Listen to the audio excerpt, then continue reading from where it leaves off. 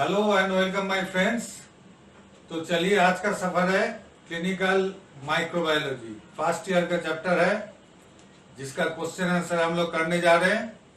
तो first year में जैसे हम पहले बताएं, क्लिनिकल माइक्रोबायोलॉजी एक नंबर जो कि सीरीज का 5 नंबर चैप्टर से आ रही है। ये 5 नंबर चैप्टर यानी एक नंबर क्लिनिकल माइक्रोबायोलॉजी एक, इसका साथ पैरासाइकोलॉजी इंक्लूड है for first year. Second year में ये पैरासाइकोलॉजी का हिस्सा इंक्लूड नहीं है, काहे कि पैरासाइकोलॉजी का जो कोर्स है वो फर्स्ट ईयर तक खत्म हो जाती है। तो इसमें देखिए, तो पहले आप जैसे जानते हैं कि पार्ट वन में हम लोग 10 एक नंबर करके 10 एमसीक्यू जैसे क्वेश्चन है आंसर करते हैं, जो कि 1 या 2 वर्ड का होती है। पार्ट 2 में हम लोग क्या करते हैं, 2 नंबर का 10 क्वेश्चन अटेम्प्ट करते हैं, जिसमें 20 नंबर होती है कुल। पार्ट 3 में हम लोग 5 नंबर करके 5 क्वेश्चन अटेम्प्ट करते हैं, जिसमें कुल 25 मार्क होती है।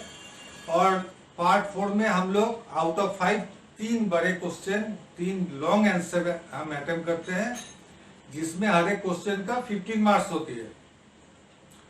तो देखिएगा, तो इसमें आप लोग जो फॉन्ट साइज के बारे में आप लोग बोले हैं, तो फॉन्ट साइज आप लोग सही बोले हैं, लेकिन वो फॉन्ट साइज हम बार बार छोटा कर रहे थे, इसलिए कि मुझे बहुत टाइम लग रही थी करने में। तो खैर वो टाइम चलिए आपके लिए हम सह लेते हैं, हम ज्यादा टाइम वीडियो करेंगे। तो ये हम फॉन्ट साइज बढ़ा दिए, आपको कोई दिक्कत नहीं होगी हमको लगता है। फिर भी देखिए, जो 1 नंबर पार्ट है, 1 नंबर पार्ट में जो एमसीक्यू है, एमसीक्यू ज्यादातर जो डीएमएलटी पास कर लेते हैं, जो एमसीक्यू का खोज में रहते हैं कि हमको एमसीक्यू मिल जाए सारे, ये कंसेप्ट टोटली गलत कंसेप्ट है। एमसीक्यू मिल हम एक किताब लिख रहे हैं, उस किताब में 10,000 प्लस एमसीक्यू हम बना रहे हैं, लेकिन 10,000 प्लस एमसीक्यू को उसको अगर चाहिएगा तो कोई आप लोग उसको फिर उल्टा सीधा आगे पीछे करके थोड़ा बात को घुमा फिरा के उसको 20,000 कर सकते हैं। तो एमसीक्यू याद कर लिए, एमसीक्यू हम 10,000 पढ़ लिए, 20,000 पढ़ लिए, इसका कोई मतलब नहीं है कि MCQ is not the solution. आपको एमसीक्यू का आंसर करनी होगी तो आपको पहले तो पूरा सब्जेक्ट पर को लाइन बाय लाइन आपको याद करने होगा, तभी आप एमसीक्यू अटेम्प्ट कर पाइएगा। नहीं तो एमसीक्यू आप कितना पढ़ लीजिए, कुछ नहीं होगा। तो फिर भी आप लोग कमेंट करते हैं, बहुत अच्छा लगता है, शेयर कीजिएगा, सब्सक्राइब कीजिएगा। तो फिर शुरू करते हैं। पार्ट 1 में 1 नंबर क्वेश्चन है, शेप ऑफ बैसिलस। बैसिलस का शेप क्या है, रॉड सिलिंड्रिकल। इसका साथ आप सिलिंड्रिकल ऐड कर सकते हैं, नहीं भी कर सकते हैं। रॉड सिलिंड्रिकल, ये सिलिंड्रिकल आप ऐड भी कर सकते हैं, नहीं भी कर सकते हैं।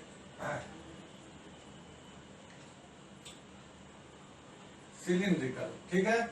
फिर type of temperature of 2 number, temperature of hot air oven. अब temperature of hot air oven जो हम लोग खरीदते हैं, उसमें ज्यादातर 250 से 300 डिग्री सेंटीग्रेड टेम्परेचर राइज करने का आपको कंपनी ने ऑप्शन देती है।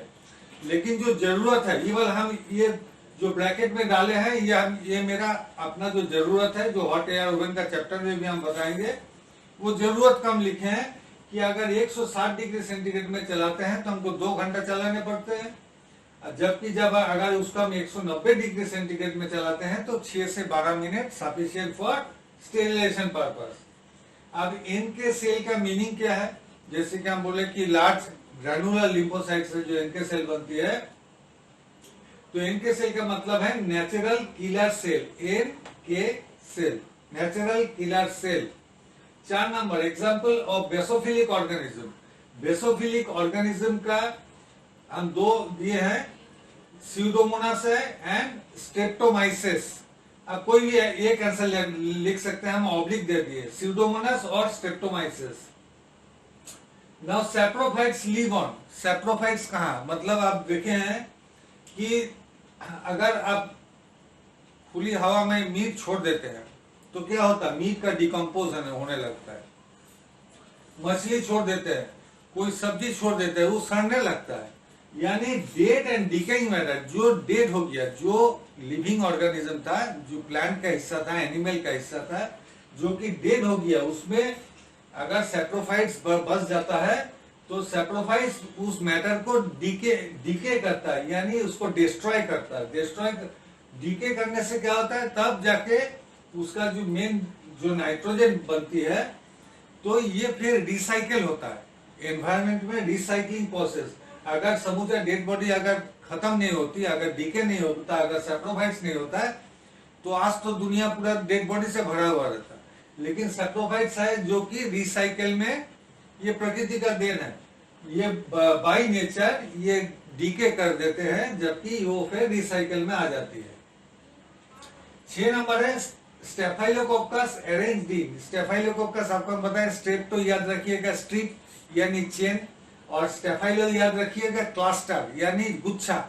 एक गुच्छा जब हो जाएगा एक साथ, कॉकी जब कॉकी का मतलब है गोल, स्टेफाइलो का मतलब है गुच्छा, यानी एक साथ एक गुच्छा में बहुत अगर रह गया एक साथ, तो इसको हम लोग बोलते हैं स्टेफाइलोकोकी, यानी बंच ऑफ ग्रेप्स। ठीक है, अंगूर थोका। फिर 7 नंबर है ब्रांच फिलामेंटस बैक्टीरिया कॉल्ड।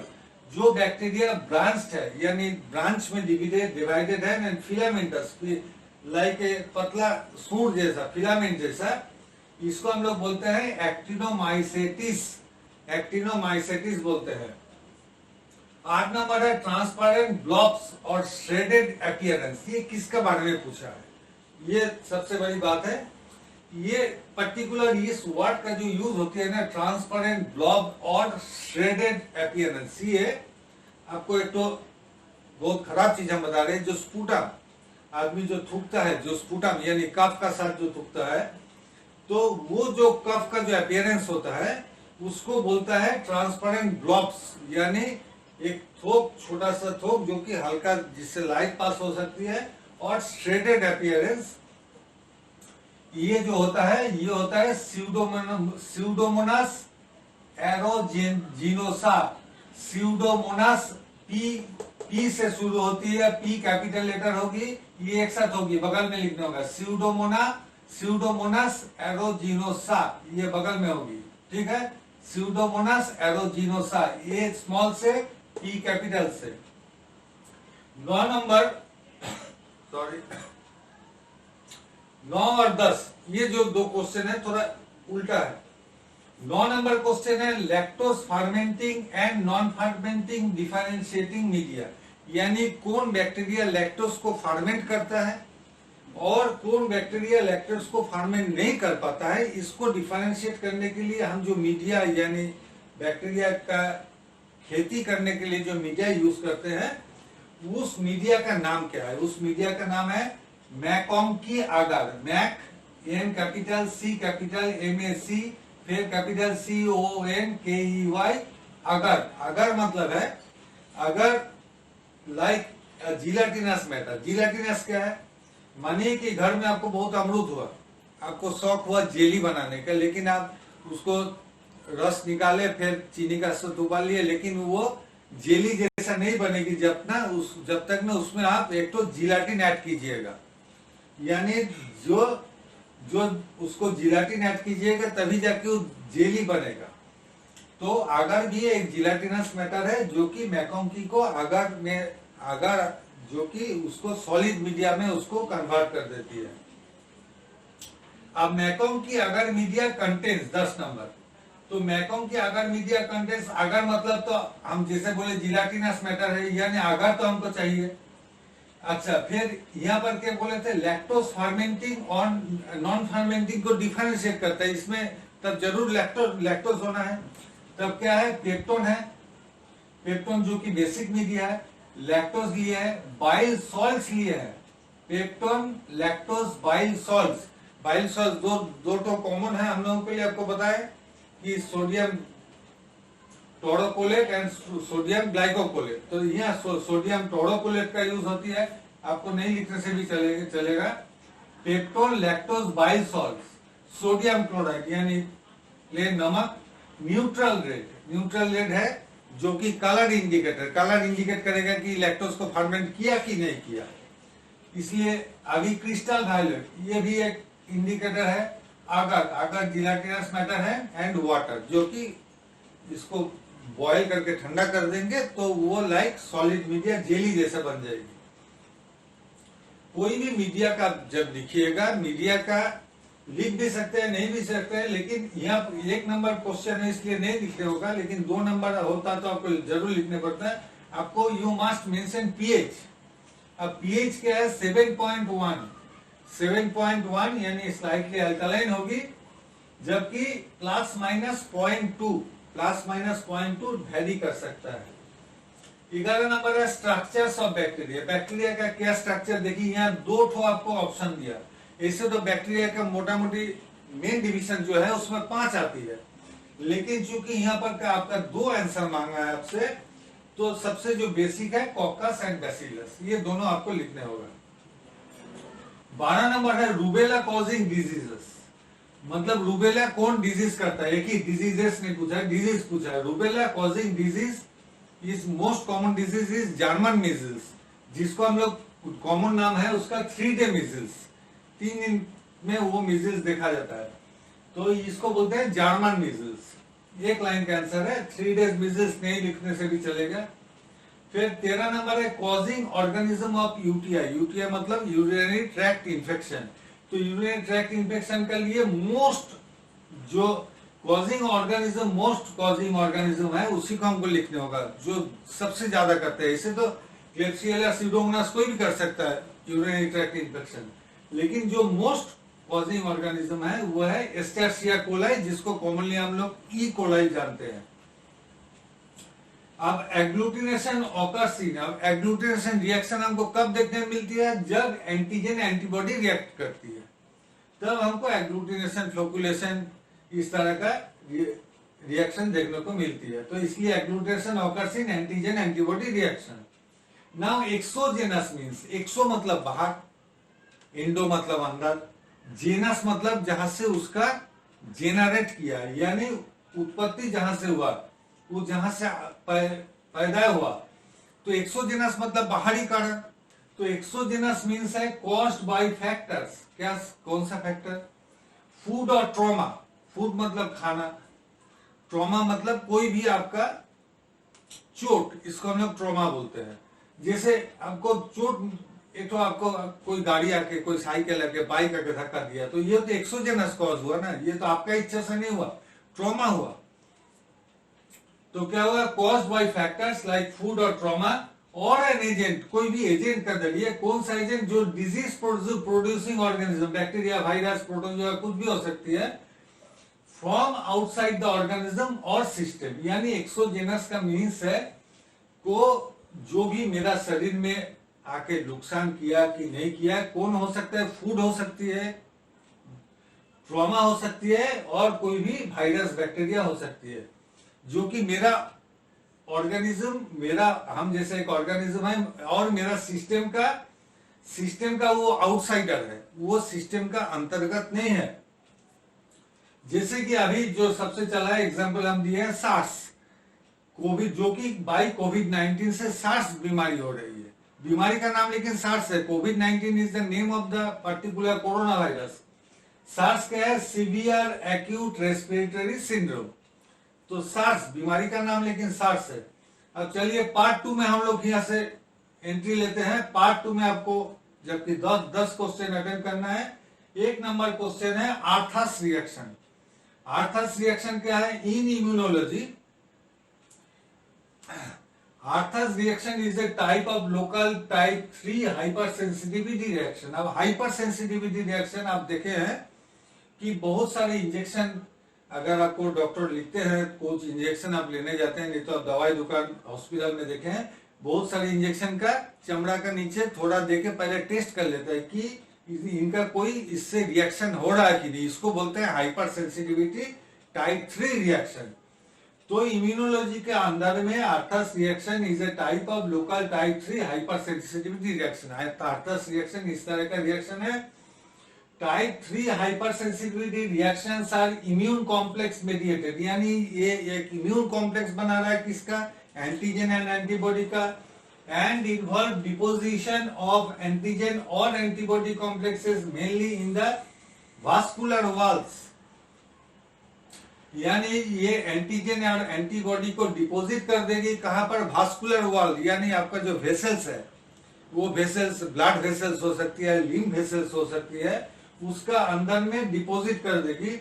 और सेरोसा, सेरोसा कहां पर, जहां पर कुछ हमको फ्लूइड रहती है, जैसे प्लूरल फ्लूइड, प्लूरा यानी लांग, लांग में, पेरिकार्डियम यानी हार्ट में, साइनोवियम यानी खास करके घुटना या कोई जॉइंट में साइनोवियम, एंड ग्लोमेरुली, ग्लोमेरुली किडनी में, ये या तो ये सब जगह में करेगी या तो वास्कुलर वॉल्स में कर देगा। This reaction is usually encountered, इसको हम लोग एनकाउंटर कैसे करते हैं, इन एक्सपेरिमेंटल सेटिंग, जबकि मेरा सेटिंग पूरा रहेगा, following the injection of antigens, यानी एंटीजन देके हम लोग इस रिएक्शन को एनकाउंटर करते हैं, इसको बोलते हैं आर्थास रिएक्शन। तो चलिए अभी 2 नंबर क्वेश्चन, तो पार्ट 2 का 2 नंबर जो क्वेश्चन है वो है ब्लड पैरासाइट्स। ब्लड का जो पैरासाइट्स है क्या है, some parasites can be blood borne, borne है, लेकिन ब्लड बोर्न मतलब যেটা রক্তবাহিত বা खून का जरिए जिसका ट्रांसमिशन होती है। The parasite found in the blood stream of infected people, तब ये पैरासाइट को कहाँ पाया जाता है कि इन्फेक्टेड पीपल का ब्लड में पाया जाता है, एंड माइट बी स्प्रेड, और ये फैल सकता है टू अदर पीपल, दूसरों में, थ्रू एक्सपोजर, कोई एक्सपोजर होने के जरिए of an infected person blood. तो एक्सपोजर कैसे होती है, ट्रांसफ्यूशन, मतलब मेरा खून आपका शरीर में गया, नीडल मेरा जिससे जो नीडल यूज हुआ आप में भी वही नीडल यूज हो गया, और transmitted by A vector, vector मतलब जो ढोता है, जो जे बाहक, बाहकेर द्वारा, केमन है बाहक माने कि जेमन जैसे फीमेल एनोफिलिस मॉस्किटो किसको एक शरीर से दूसरा शरीर में ले जाता है, फीमेल एनोफिलिस किसको ले जाता है, मलेरिया पैरासाइट को। तो एग्जांपल है मलेरिया पैरासाइट्स। अब 3 नंबर क्वेश्चन है कि लाइव वैक्सीन। अब लाइव वैक्सीन यानी जिंदा वैक्सीन जब है तब कोई मुर्दा वैक्सीन भी होगा, तो मुर्दा वैक्सीन का बात में करते हैं। तो a vaccine made from a virus that has been weakened so it does not causes the disease the virus usually causes। तो एक लाइव वैक्सीन वही है जो कि वीक किया जाता है, वीक है, उतना बीमारी करने में सक्षम नहीं है, weekend so it does not causes the disease the virus usually, तो वायरस जो डिजीज कर रहा है उसको नहीं कर सकता है। तो इसको जो सबसे पहले एक्सपेरिमेंटल दौर से लाया था, बाद में ये कंसेप्ट डेवलप हुआ, कौन किया था, डॉक्टर जेनर, किस काचे लेके किए थे, चिकन पॉक्स लेके, कि जो उन्होंने क्या देखे कि जो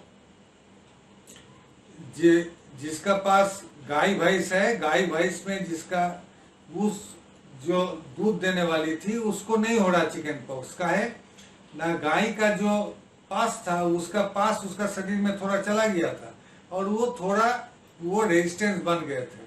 तो यानी कम मात्रा में अगर कोई भी वायरस को यूजुअली शरीर में घुसा दिया जाएगा तो वो एक वैक्सीन का तरह काम करेगा, जो कि live vaccine helps the body's immune system recognise and fight infections caused by the non weakened form of the virus.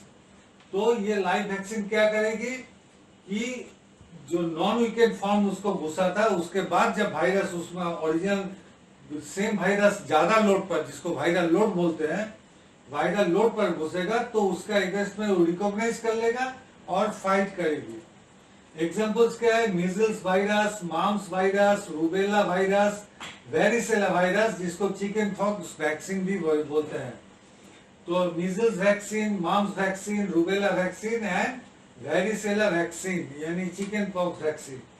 अब जो कील्ड है, हम जैसे बताए कि कील्ड है, तो हम जैसे लाइव वैक्सीन है वैसे कील्ड वैक्सीन भी है कि क्या करते हैं हम वायरस को पहले ही मार देते हैं और उसका जो प्रोटीन का हिस्सा है, वायरस या बैक्टीरिया का जो प्रोटीन का हिस्सा है, क्या लिखे हैं, किल्ड, दैट इज इनएक्टिव कर दिए।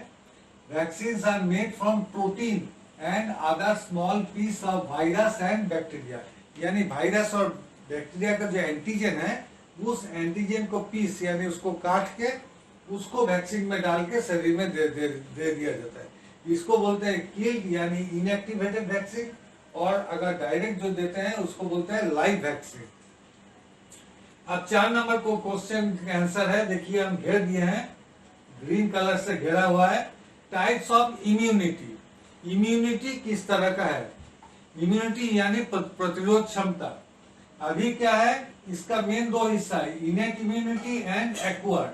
इनेट क्या है, एट बर्थ यानी जन्म से जो हम जन्म लेते हैं उसको बोलते हैं इनेट इम्यूनिटी, और जो एक्वायर्ड मेरा जिंदगी के दौरान जो हम एक्वायर करते हैं, पाते हैं, एडाप्ट करते हैं, उसको बोलते हैं एक्वायर्ड इम्यूनिटी। इनेट इम्यूनिटी को हम 2 हिस्से में बांटते हैं, स्पेसिफिक एंड नॉन स्पेसिफिक। यानी ये जो इम्यूनोग्लोबुलिन बना वो कुछ स्पेसिफिक से लड़ाई कर सकते हैं पैथोजन से।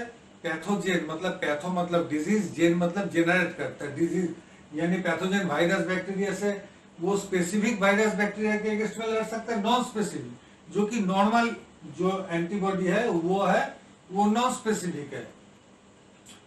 तो जो एक्वायर्ड जो हम अडॉप्ट करते हैं क्या है, उसमें भी एक्टिव है और पैसिव है। एक्टिव क्या है, नेचुरल आर्टिफिशियल, पैसिव क्या है, नेचुरल आर्टिफिशियल। एक्टिव का नेचुरल कौन सा हुआ, इन्फेक्शन रिकवरी, यानी जो अभी जो जिसका कोरोना वायरस लेके जो आपको बोल रहा है कि प्लाज्मा फेरेसिस, अभी क्या हुआ कि एक आदमी नेचुरल इन्फेक्शन रिकवरी क्या हुआ, उसको कोरोना वायरस अटैक हुआ। अटैक होने के बाद वो उससे रिकवरी कर गए तो उसका रेजिस्टेंस पावर बहुत बढ़ जाता है। वो सेकेंड टाइम जब तक ना वायरस का अलग स्ट्रेन आती है तो उससे वो इन्फेक्टेड नहीं होने वाला, काहे कि वो इन्फेक्शन से वो नेचुरल इम्यूनिटी उसको बन गया। आर्टिफिशियल इम्यूनिटी क्या है कि वैक्सीनेशन, कोई भी जैसे ये वैक्सीन, लाइव वैक्सीन और किल्ड वैक्सीन यानी इनएक्टिवेटेड वैक्सीन, जो वैक्सीन हम देते हैं उसको बोलते हैं आर्टिफिशियल वैक्सीन। फिर पैसिव में क्या है, नेचुरल आर्टिफिशियल। नेचुरल क्या है, फ्रॉम मदर से जो बच्चे को मिलता है, यानी ये बर्थ में बच्चा को मिला था ये अपना बॉडी का, और माँ से जो प्राप्त हुआ वो है नेचुरल पैसिव इम्यूनिटी। और आर्टिफिशियल क्या है, एंटीटॉक्सिन, एंटीसेरा, इम्यूनोग्लोबुलिन, जो भी हम इंजेक्ट करते हैं लाइफ मेरा जिंदगी के दौरान जो भी इंजेक्शन हमको आती है शरीर में, इंजेक्शन एंटीबायोटिक्स लेते हैं, वो है आर्टिफिशियल इम्यूनिटी। 5 नंबर है disinfection. It is the process which involves the elimination of most pathogenic organism. Pathogen मतलब disease producing, excluding bacterial spores. अब बैक्टीरियल स्पोर क्या है, स्पोर इसको समझ लीजिए, जैसे स्नेल, जैसे बांग्ला शामुक बोला, स्नेल क्या करता है जब वो अटैक आता है वो अपना जो उसका जो बाहर का जो मोटा जो आवरण है उसका अंदर वो छिप जाता है। तो उसी तरह बैक्टीरिया, कुछ बैक्टीरिया है जो जब बाहरी शत्रु का आक्रमण होता है, जैसे हम एंटीबायोटिक खाते हैं, उसको हीट देते हैं, उसको केमिकल हीट देते हैं, तो वो तुरंत अपना शरीर का चारों तरफ एक ढाल बना लेता है, एक पर्दा बना लेता है और उसका अंदर वो छिप जाता है। इसको बोलते हैं बैक्टीरियल स्पोर्स। तब क्या हुआ, it is the process which involves the elimination of most pathogenic organism excluding bacterial spore, bacterial spore नहीं, ऑन इनएनिमेट ऑब्जेक्ट्स। यानी डिसइंफेक्शन वही प्रोसेस है जिसमें हम मोस्ट पैथोजेनिक ऑर्गेनिज्म को मार सकते हैं, एक्सेप्ट बैक्टीरियल स्पोर को हम नहीं मार सकते हैं। तो डिसइंफेक्शन केमिकल का द्वारा होता है। जो स्टेरिलाइजेशन हम लोग जो बात में स्टेरिलाइजेशन बोलते हैं, that is A mechanical procedure. तो केमिकल प्रोसीजर को बोलते हैं disinfection. Chemicals used in disinfections are called disinfectants. Disinfection treatment methods, क्या क्या ट्रीटमेंट मेथड है जो सबसे कॉमन है, क्लोरीनेशन, जैसे ब्लीचिंग पाउडर, जो ब्लीचिंग पाउडर क्या है CaCO2, तो उसी तरह क्लोरीन देना, क्लोरीन कहीं हाइपोक्लोराइड, जैसे हाइपोक्लोराइड का स्प्रे हो रहा है अभी चारों तरफ कोरोना का ले, तो ये हाइपोक्लोराइड स्प्रे हो रहा है, ये है क्लोरीन। हाइपोक्लोराइड भी एक तरह का क्लोरीन कंपोनेंट है, कंपोजिशन है। फिर ओजोन गैस से होती है, फिर यूवी रे से भी डिसइंफेक्शन हम लोग करते हैं। अभी सेप्रोफाइट्स एक नंबर के क्वेश्चन में भी आपका था, पार्ट 1 में भी था। सेप्रोफाइट्स जो डिकेइंग और डेड ऑर्गेनिज्म पर जो ग्रो करता है, ज्यादातर ये फंजाई होती है। ये सेप्रोफाइट्स और सेप्रोट्रॉफ्स ये है न्यू टर्मिनोलॉजी। पहले हम लोग इसको सेप्रोफाइट्स बोलते थे, अभी का टर्मिनोलॉजी में इसको सेप्रोट्रॉफ्स कहा जाता है। ये सेप्रोफाइट्स और सेप्रोट्रॉफ्स is an organism which gets its energy from dead or decaying organic matter like plant or animal। यानी एनिमल और प्लांट का जो हिस्सा डेड हो गया उससे जो अपना खाना लेते हैं उसको हम लोग बोलते हैं सेप्रोट्रॉफ्स और saprophytes. So saprophytes are heterotrophs, they are consumers in food chain. Food chain में ये ओनली कंज्यूमर है, जैसे आदमी मैन भी ओनली कंज्यूमर है, खाना लेकिन प्लांट बनाती है, आदमी या एनिमल खाना नहीं बनाती है, तो हम लोग सब कंज्यूमर है। This is the typical lifestyle of fungi, ये फंजाई का लाइफस्टाइल है। अब किसी का लाइफस्टाइल है कि चलो मॉल में घूमते हैं, तो फंजाई का लाइफस्टाइल है वो डेड बॉडी पर घूमता है, like mushrooms, moulds etcetera. 7 number है स्पाइरिल्ला। स्पाइरिल्ला एक खास तरह का बैक्टीरिया है जो कि स्पाइरल है, आपको नाम से ही पता चल रहा है कि स्पाइरल है। ये स्पाइरिल्लाम, दैट इज स्पाइरिल्ला है प्लूरल में कहा जाता है, स्पाइरिल्लाम सिंगुलर में कहा जाता है। उसी तरह बैक्टीरियम सिंगुलर में, बैक्टीरिया प्लूरल में। A spirillum is a rigid spiral bacterium that is gram negative. Bacteria के बारे में कभी आपको एक लाइन भी लिखने बोलेगा, उसमें आपको फोरमोस्ट आपका थिंग है कि आप ग्राम नेगेटिव ग्राम पॉजिटिव इसको जरूर मेंशन करना आपका अहम ड्यूटी है। वो ग्राम पॉजिटिव है कि ग्राम नेगेटिव, इतना तो है। इसके बाद लैक्टोज फर्मेंटिंग, मैनिटोल फर्मेंटिंग, तो ये सब तो बात का बात है, लेकिन ग्राम स्टेन में वो पॉजिटिव है कि नेगेटिव है, ये भी एसिड फास्ट है कि नॉन एसिड फास्ट है, इसको लिखना आपको फोरमोस्ट ड्यूटी है।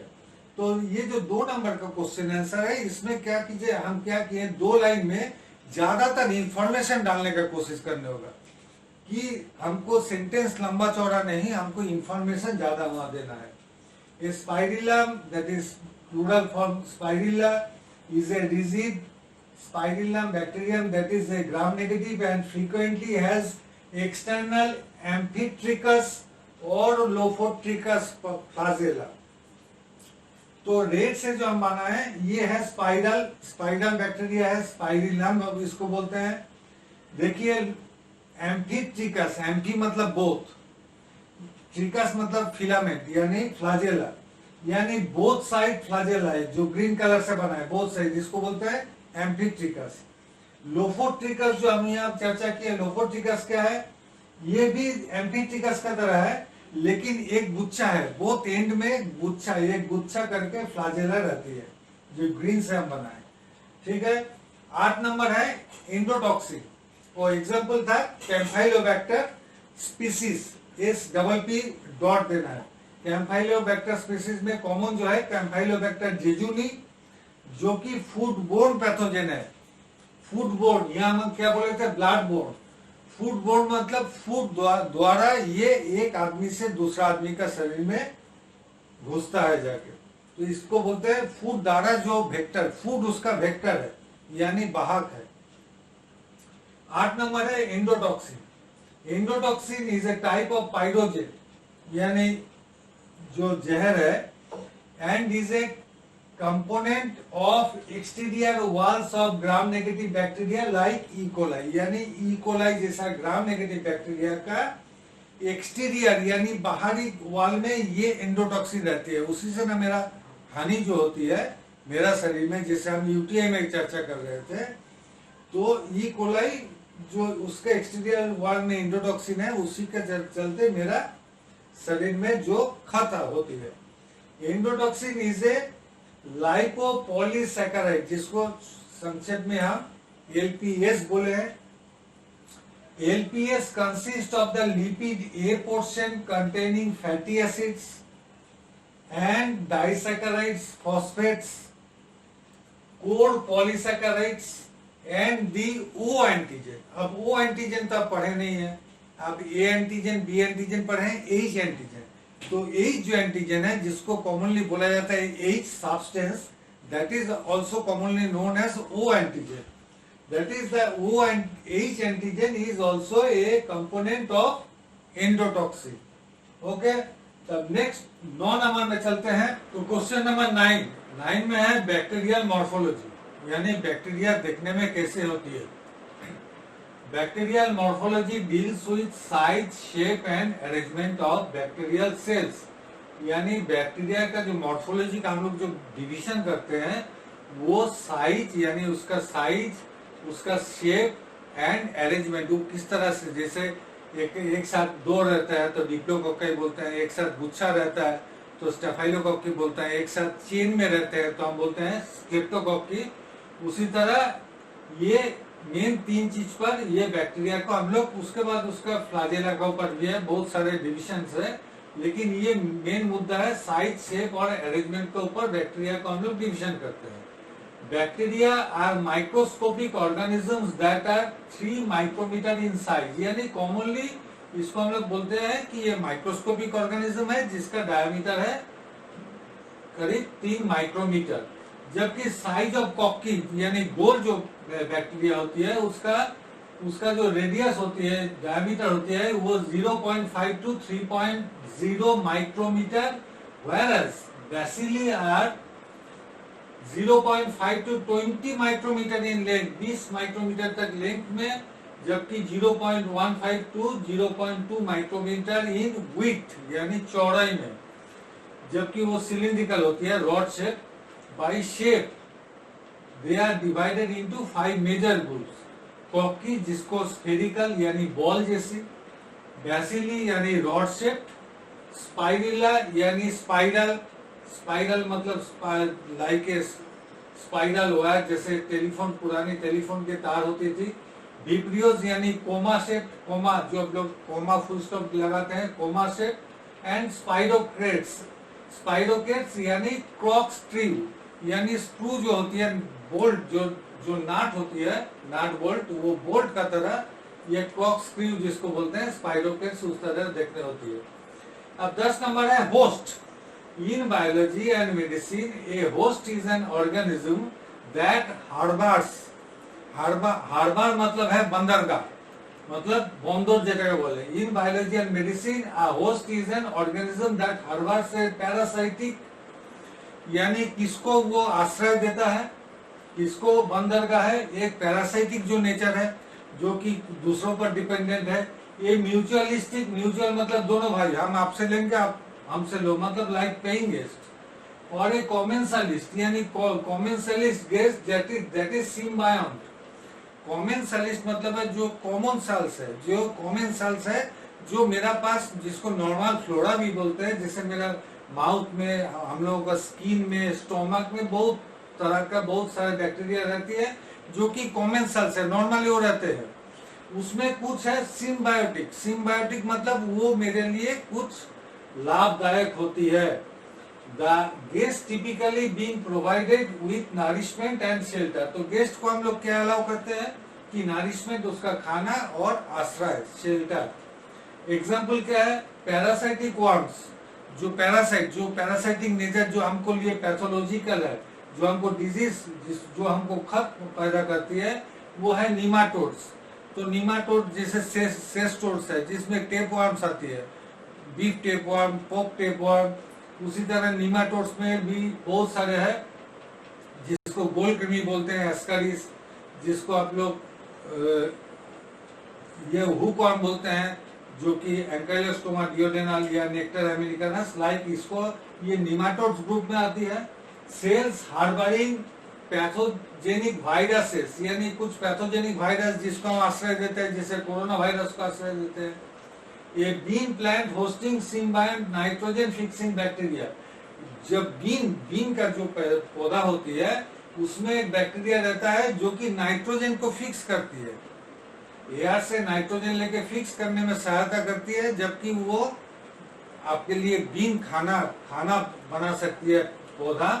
जबकि लैक्टोबैसिलस इन ह्यूमन स्टोमक जो कि सिम्बायोंट है, मेरे स्टोमक में अगर लैक्टोबैसिलस नहीं होते तो हम दूध कभी हजम नहीं कर पाते, तो दूध को जैसे छेना फटा देता है तो वो लैक्टोबैसिलस का काम है। 11 नंबर है बैसिली। ये बैसिलस है, सिंगुलर ना प्लूरल फॉर्म में है बैसिली। बैसिली और bacilli form bacterium is a rod shape bacterium और आर्कियन मतलब प्रोकैरियोटिक सेल। तो ये रॉड शेप बैक्टीरिया होती है बैसिली की, हम यहाँ भी चर्चा किए, यहाँ से भी इसका लेंथ और विड्थ यहाँ भी डाल सकते हैं, बहुत अच्छा होगा। फिर bacilli are found in many different taxonomic groups of bacteria, ये बहुत सारे टैक्सोनॉमिक ग्रुप में आते हैं। अब बैसिली का जो नेचर, जो उसका कैरेक्टरिस्टिक्स है उस पर हम चर्चा करते हैं। Bacilli are gram positive, aerobic यानी ऑक्सीजन के द्वारा वो सांस लेते हैं। स्पोर फॉर्मिंग बैक्टीरिया जो कि स्पोर हम जैसे बोले कि चारों तरफ वो एक स्नेल जैसे कवर बना लेते हैं। They are present not only in soil, dust, water, plant and animal. तो ये सिर्फ सॉइल, डस्ट और वाटर में नहीं, प्लांट और एनिमल का शरीर में भी बसता है। तो यहाँ से जो लेंथ और विड्थ है बैसिली की वो भी इसमें ऐड कर दीजिएगा, उसको हम ऐड नहीं किए हैं। ये पार्ट जो है, ये पार्ट आप इसमें ऐड कर दीजिएगा, इसका जो लेंथ और विड्थ है ये पार्ट इसमें आप ऐड कर दीजिए, ठीक है। नेक्स्ट है 12 है एरोब्स। एरोब्स क्या है? An organism able to live and reproduce only in the presence of free oxygen. जो एरोब्स है वो ऑर्गेनिज्म लिव यानी बच सकते हैं और रिप्रोडक्शन कर सकते हैं only in presence of free oxygen, जब उसको ऑक्सीजन का उपलब्ध हो तभी वो बच सकते हैं। Some bacteria are obligate aerobes that they require oxygen for aerobic respiration. जिसको कुछ बैक्टीरिया है जो कि ऑब्लिगेट एरोब्स है, जो कि जिसके श्वास रेस्पिरेशन के लिए जिसका ऑक्सीजन का जरूरत है। Other can switch to anaerobic mode if oxygen is not present. अब जब ऑक्सीजन अवेलेबल नहीं है वो एनारोबिक मोड यानी बिना ऑक्सीजन के भी वो अपना जी सकते हैं। एग्जाम्पल क्या है? Pseudomonas aeruginosa, bacillus species. अब ह्यूमन, मानव शरीर क्या है? Humans are usually considered obligate aerobes. मानव को भी माना जा रहा है ऑब्लिगेट एरोब्स। कैसे? Need oxygen all the times, हमको श्वास लेने के लिए सारे समय need oxygen all the time. Although muscle can survive short burst without O2, O2 मतलब ऑक्सीजन। तो मेरा मसल लेकिन वो बिना ऑक्सीजन का भी काम कर सकते हैं। 13 नंबर है morphology of गोनोकॉकी।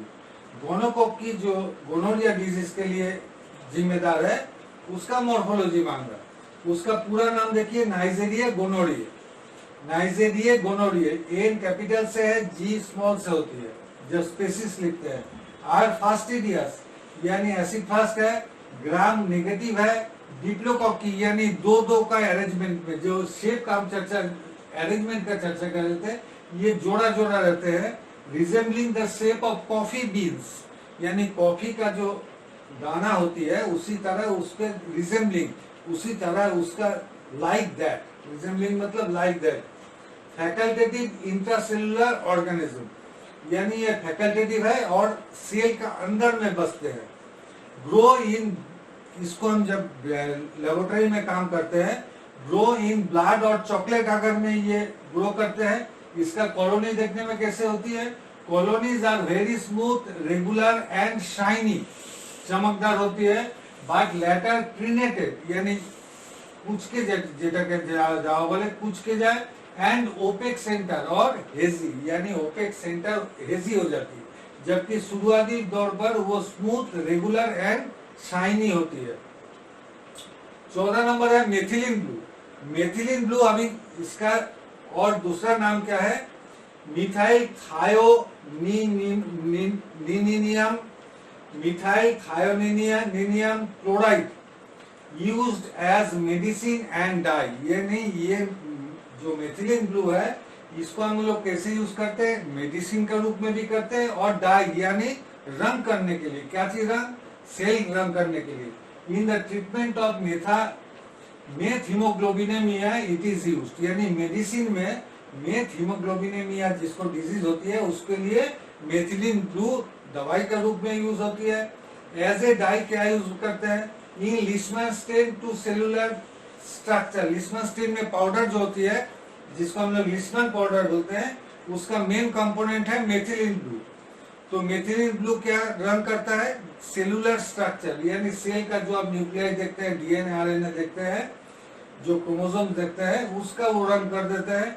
In AB stain it is you, जब एसिड फास्ट बैसिलाई यानी जब खास करके ट्यूबरकुलोसिस या लेप्रोबैसिलस के हम जब स्टेन करते हैं जिसको एबी स्टेन बोलते हैं, it is used as a counter stain to stain non acid fast bacteria. यानी वह डिफरेंशिएट करता है काउंटर स्टेन कि नॉन एसिड फास्ट को पहचानने में सहायता करता है और एसिड फास्ट स्टेन जो है वो एसिड फास्ट बैसिली को करने में आपको सहायता देती है। नंबर 15 है एंटीबायोटिक सेंसिटिविटी टेस्ट, जो कि कल्चरल सेंसिटिविटी अक्सर आप लोग सुनते हैं टेस्ट, उसको बोलते हैं एंटीबायोटिक सेंसिटिविटी टेस्ट। अब ज्यादा आदमी का ये टेस्ट का मेथड का नाम ही पता नहीं है। देखिए, because susceptibility means sensitivity, because susceptibility can very even with in a species. Antibiotic sensitivity test is usually carried out to determine which antibiotic will be most successful in treating a bacterial infection in vivo. Vivo मतलब बाहर में, lab में। In vitro मतलब शरीर का अंदर।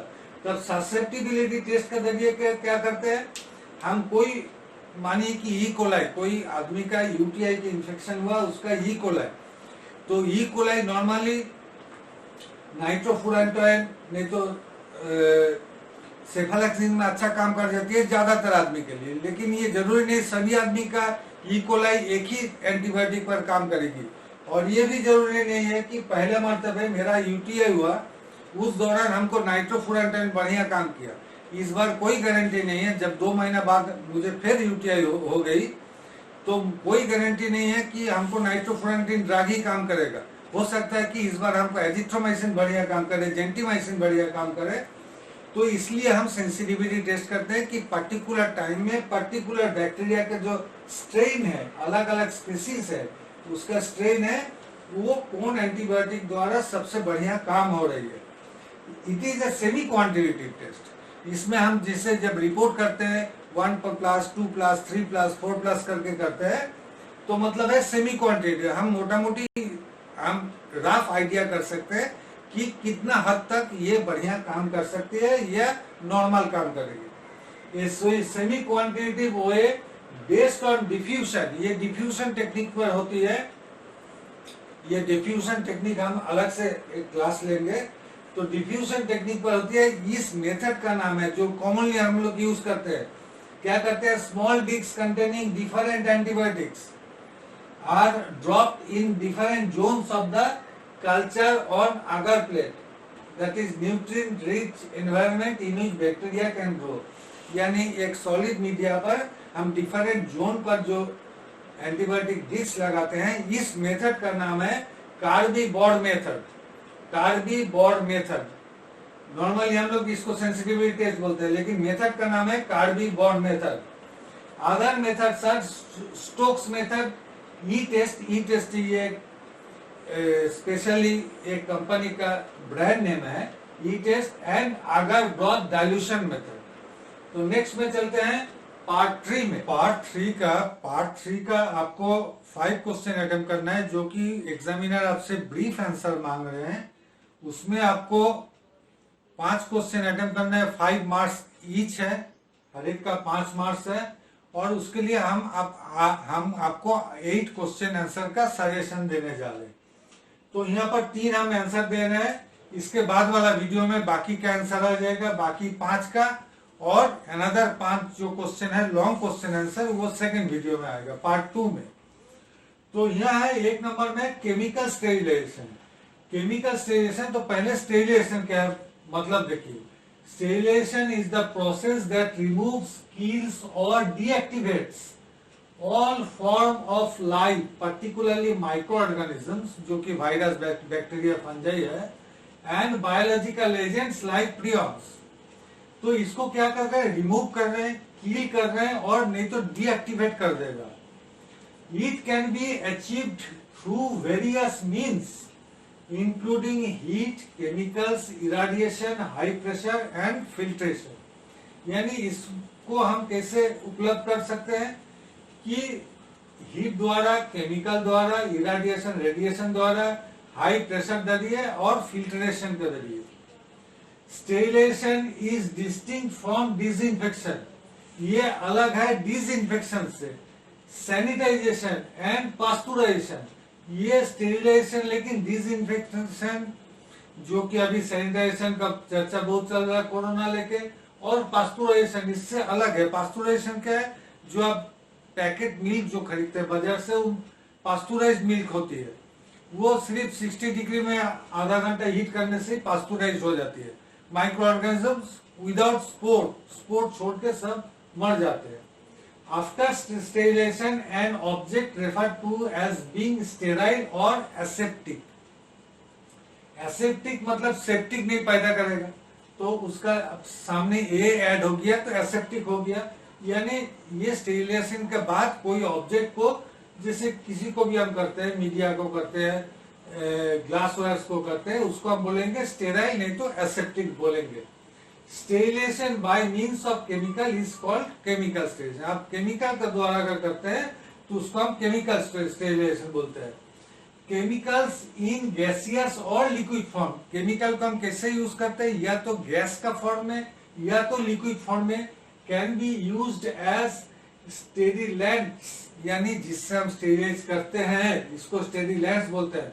For किसके लिए करते हैं, for biological materials, electronics and plastics, इसके लिए हम स्टेरिलाइजेशन करते हैं, chemical sterilisation. Ethylene dioxide gas treatment is the most common as it was compatibility with most material. यानी इथिलीन डाइऑक्साइड जो है, जिसको हम यूओ बोलते हैं, ये गैस ट्रीटमेंट से ज्यादातर मटेरियल को करते हैं कि बहुत सारे मटेरियल को डर है कि कहीं उसमें केमिकल का मिक्स होकर केमिकल प्रॉपर्टी ना उसका चेंज हो जाए, इसलिए हम गैस का इस्तेमाल करते हैं। Nitrogen oxide gas is a rapid and effective sterilant for micro organism. Nitrogen oxide rapid है और इफेक्टिव है for micro organisms. Glutaraldehyde and formaldehyde are liquid. Glutaraldehyde और फॉर्माल्डिहाइड को हम लिक्विड फॉर्म में यूज करते हैं, while hydrogen peroxide can be used as liquid और गैस स्टेरिलाइट्स। यानी इसको हाइड्रोजन पेरोक्साइड को हम गैस, नहीं तो जिसको हम H2O2 बोलते हैं, उसको हम लिक्विड नहीं तो गैस का रूप में यूज करेंगे। Peracetic acid 0.2% is approved by FDA। ये FDA पूरा विश्व में बहुत मायने रखता है। FDA किसका है, अमेरिका का। Food and drug authority of America, इसको, ये कोई भी चीज हम लोग जब खरीदते हैं, खास करके लेबोरेटरी का, तो हम लोग दो अप्रूवल देखते हैं, या तो FDA का, मतलब अमेरिका का स्टैंडर्ड से वो बनी हुई है, और नहीं तो CE। देखिएगा आपको बहुत सारे मोबाइल फोन या इलेक्ट्रॉनिक्स गुड्स में, बच्चों का खिलौना में CE नहीं तो FDA लिखा रहेगा। CE मतलब कंट्रोली यूरोपी, मतलब यूरोपियन कंट्रोल, जो स्टैंडर्ड कंट्रोल प्रोसीजर है उसको वो सेटिस्फाई करती है। Prions are highly resistance to chemical sterilisation. यानी प्रियॉन्स को हम केमिकल स्टेरिलाइजेशन द्वारा किल नहीं कर सकते, डीएक्टिवेट नहीं कर सकते, रिमूव नहीं कर सकते। 2 नंबर है स्ट्रक्चर ऑफ इम्यूनोग्लोबुलिन।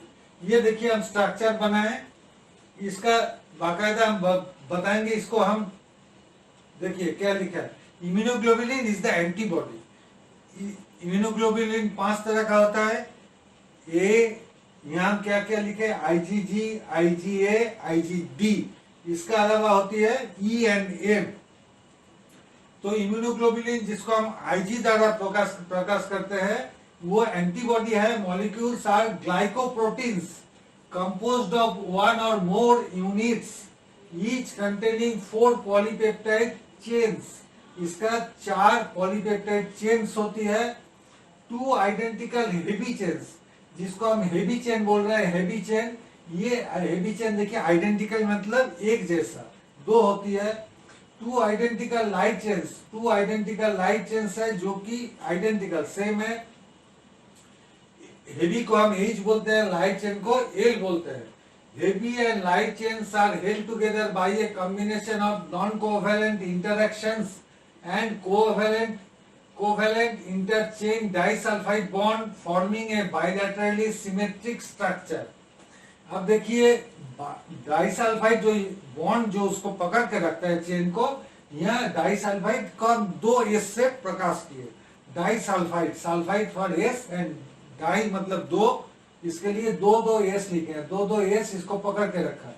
ये 2 एस इसको पकड़ के रखा है, 2 एस यहाँ और 4 एस यहाँ पकड़ के रखती है इसको. अब बाइलैटरली सिमेट्रिकल स्ट्रक्चर. बाइलैटरली सिमेट्रिकल मतलब जैसे मानव शरीर को ऊपरी हिस्सा को अगर आप बीचों बीच काट देते हैं तो दोनों हिस्से में बराबर के आएगी. एक हिस्सा में एक टांग, एक हाथ, एक आंख, एक कान, नाक का आधा, मुंह का आधा, दांत का आधा. इसी तरह इसको बोलते हैं bilaterally symmetric structure. The hinge region, ये जो ज्वाइंट है इसको हिंज रीजियन बोलते हैं. जैसे हिंज रीजियन, मेरा एल्बो ज्वाइंट होती है हिंज, मतलब जिसको एक ही तरफ फोल्ड होती है. The hinge region is the area of H chains between the first and second C region domains and is held together by disulfide bond. यानी यहाँ पर भी disulfide bond से ये पकड़ा हुआ है. The flexible hinge,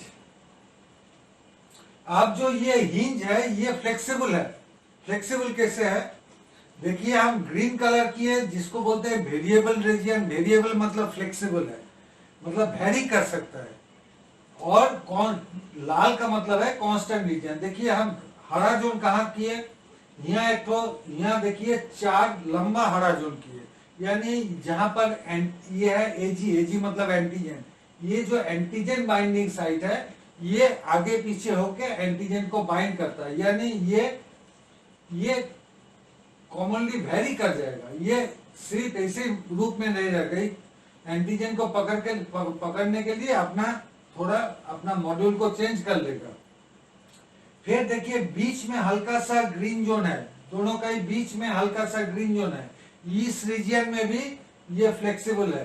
फिर ये जो हिंज रीजियन है यहाँ पर फ्लेक्सिबल, यानी यहाँ पर एक तो पकड़ लिया, दूसरा पकड़ने का जगह नहीं मिल रहा, तो ये थोड़ा यहाँ से थोड़ा टेढ़ा हो जाएगा, टेढ़ा होकर पकड़ लेगा. अब फिर यहाँ पर फिर हल्का सा 2 छोटा छोटा ग्रीन जोन है जहां पर फ्लेक्सिबल है. फ्लेक्सिबल हिंज कहाँ होती है? 3 में होती है, IgG, IgA एंड IgD में, जबकि E और M में नहीं होती है. Regions allows the distance between the 2 antigenic binding sites to vary. यानी एंटीजन को बाइंड करने के लिए ये थोड़ा वेरी कर सकता है. आप देखिए, ये जो लाइट चेन है, लाइट चेन को हम बोल रहे हैं FAB, यानी फैब बोलते हैं चालू में. और जो हेवी चेन का रीजन है जो जिसको हम लोग बोलते हैं FC. तो इससे आपको थोड़ा गलती हो सकती है. आपको याद रखने के लिए सबसे बढ़िया है दोनों F है, यहाँ A एंड B 2 है, AB और यहाँ C सिर्फ एक है. इसलिए AB यहाँ AB याद रखिए, यहाँ FC. ये आपके लिए आसान होगा याद रखने के लिए. अब नंबर 3 जो है hanging drop preparation. Hanging drop preparation के लिए सबसे जो आपको अहम चीज लगेगा वो है आपका, it is a special type of wet mount. यानी वेट मतलब भींगा हुआ स्लाइड है, माउंट है, माउंटिंग करते हैं. In which A drop of medium containing the organism is placed on A concavity microscopic slide. ये एक स्पेशल टाइप का स्लाइड है. किस तरह का एक स्लाइड है कि इस तरह का आपका एक स्लाइड आती है जिसका बीच में गड्ढा होती है. तो अगर ऐसे देखिएगा तो ये स्लाइड का बीच में ऐसे गड्ढा है, तो इसको हम लोग बोलते हैं कॉन्केविटी स्लाइड, बीच में गड्ढा है. अभी क्या हुआ कि ऑफन यूज्ड, ऑफन मतलब प्राय यूज किया जाता है in dark illumination to observe the motility of bacteria, यानी कोई बैक्टीरिया अगर मोटाइल है, जिसका फ्लैजेला है वो मोटाइल है यानी चल सकते हैं, जो चल सकते हैं उसको हम dark ground illumination, special type of microscope application जो है माइक्रोस्कोप का चैप्टर में हम समझाए, वो डार्क ग्राउंड इल्यूमिनेशन में हम उसको ऑब्जर्व करते हैं, देखते हैं। In this method, a drop of culture is placed on a cover slip and is encircled with a petroleum jelly. यानी इस तरह का एक छोटा कवर स्लिप हम लेते हैं और इस कवर स्लिप के ऊपर हम एक एनसर्कल बना देते हैं। एनसर्कल है मतलब ये सर्कल बना देते हैं, एक पेट्रोलियम जेली से बना देते हैं, जबकि उसको लेते हैं ज्यादातर चिपकाने के लिए, स्टिक करने के लिए। और इसका अंदर में हम क्या करते हैं, एक छोटा बूथ कल्चर का, जो ब्रॉथ कल्चर होती है, ब्रॉथ कल्चर मतलब लिक्विड कल्चर, तो लिक्विड कल्चर का एक बूंद उसमें लेते हैं।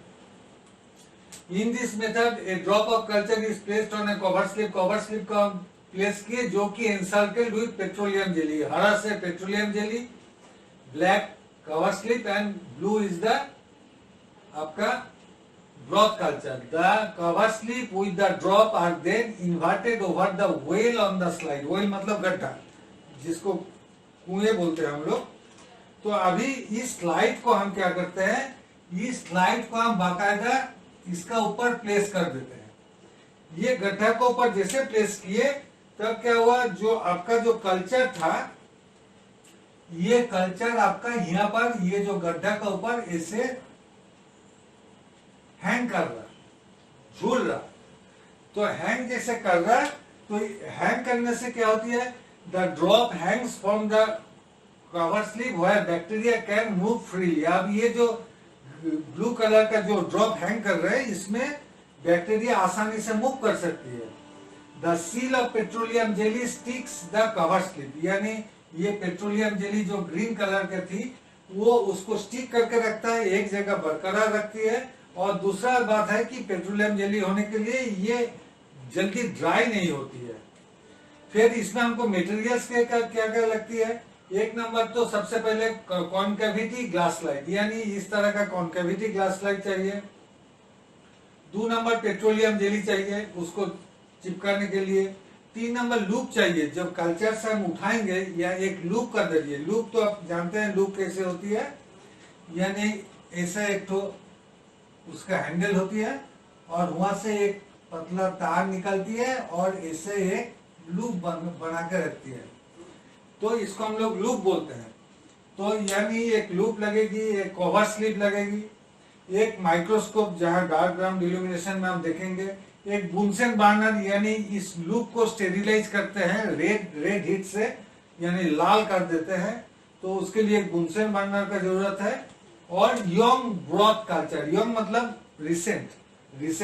रिसेंट ब्रॉथ कल्चर यानी लिक्विड कल्चर, जिसमें हम कॉमनली देखते हैं प्रोटियास मिराबिलिस जो है, इसको हम लोग कॉमनली इसको वॉच करते हैं कि इसका मूवमेंट वॉच करते हैं, कैसा उसका मूवमेंट है। तो चलिए दोस्तों, इसके बाद हम लोग मिलते हैं पार्ट 2 में। इस हिस्सा में clinical microbiology 1 and parasitology part 2 में, जिसमें हम बाकी पार्ट 3 का 5 क्वेश्चन करेंगे और पार्ट 4 जो कि लॉन्ग आंसर टाइप है उसका भी 5 क्वेश्चन आंसर करेंगे। तो तब तक के लिए थैंक यू।